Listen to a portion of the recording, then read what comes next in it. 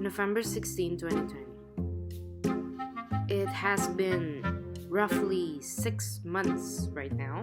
To be very honest, I think I'm going insane. I thought that having this pandemic will give me more space, more room for me, or even a sense of secureness inside my house. But nope, nothing goes right at all. Try to be extra cautious with myself. Try to find new things, but meh. And being a clean freak in general. Yes, cautious. Cautious is the key. Didn't let my guard down. Even once. But one thing that even the greatest fortune teller couldn't predict is my sister's cough.